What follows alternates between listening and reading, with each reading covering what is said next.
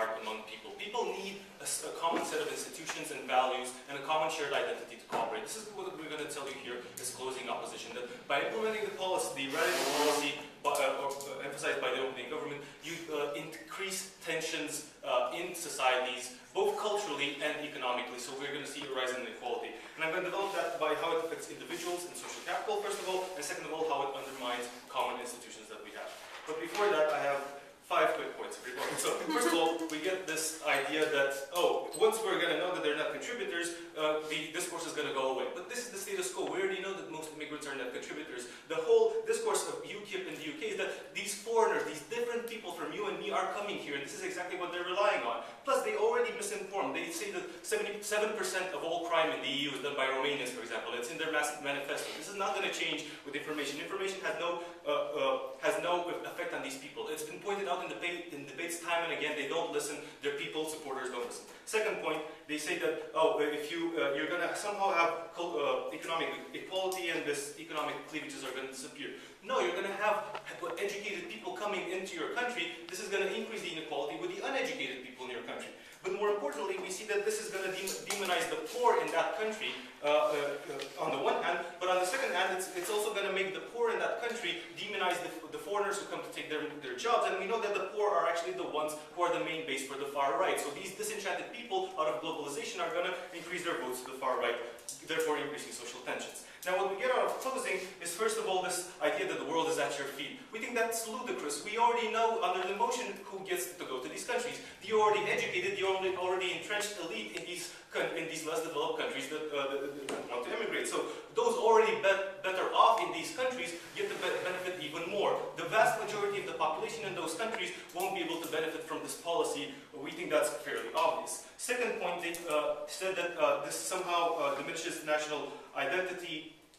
But we actually, what we see that this will actually increase inequality between nations, right? If you have all of the educated from less developed countries going into more developed countries, what are you going to do? You're going to have underdevelopment in those countries and more development in the rich countries. You're going to increase this gap, and therefore you're going to increase the sense of national superiority, of country superiority. We're the ones that have the education and the wealth, and you're all going to come here.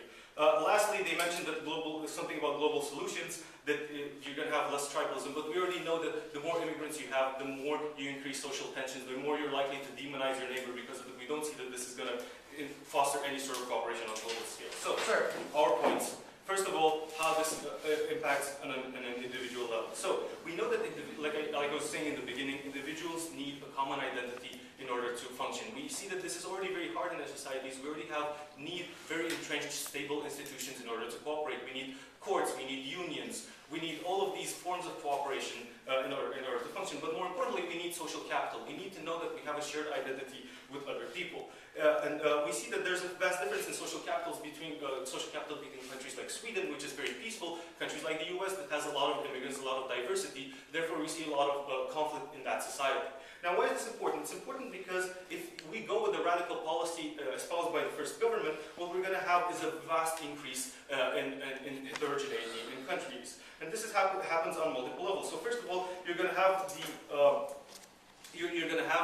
these more educated people coming and taking middle-class jobs. This is going to increase the tensions between the immigrants and middle-class people. Second of all, you're going to have, let's say, the lower educated people in receiving countries who are also going to be antagonized by these people, again, coming and taking their jobs, which is their main line, not the fact that they take the welfare.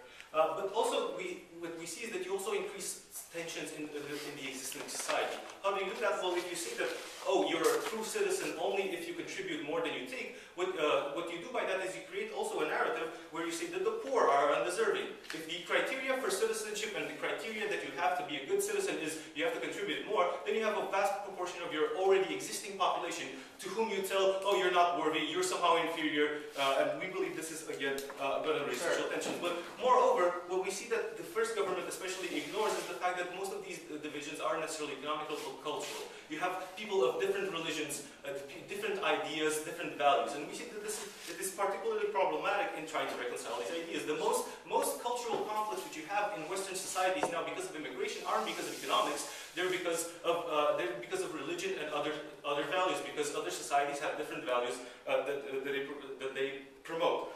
Now this translates, I'll take take you in a second. This translates into how we deal with institutions. Before I go, yes?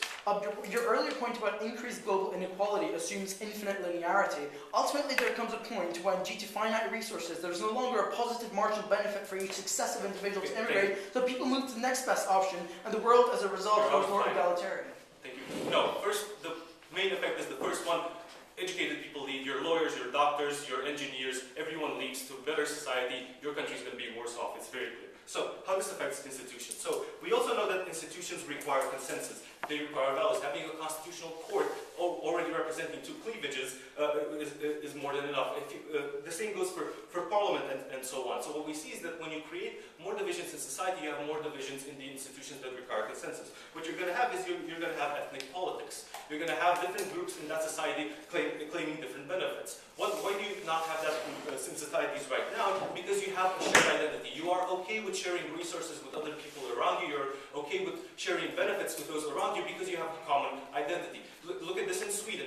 Sweden is a very homogeneous, equal society. That's exactly why they are okay with having things like universal health care and sharing resources like this. So we believe that this is very important, and this is exactly what's going to be undermined. You're not going to be willing to cooperate with people that you perceive different than you. So what we see that this undermines both trust in people in each other, but this fundamentally more undermines trust in the institutions that govern our societies, political institutions, economic institutions. Without a consensus on these institutions, our societies, the way they are, can't really function. We believe that this is a major problem. This is a problem that we already see in Western Europe that will only get aggravated if we open the floodgates of immigration, because this will, if you allow everyone the possibility to do so, it's very clear that they will take this opportunity. So we believe that immigration in small numbers can be okay. Societies can cope with small levels of immigration through the policy that we have. But if you have this mass immigration, if you have these overwhelming tensions in society, we believe this is going to undermine the way the societies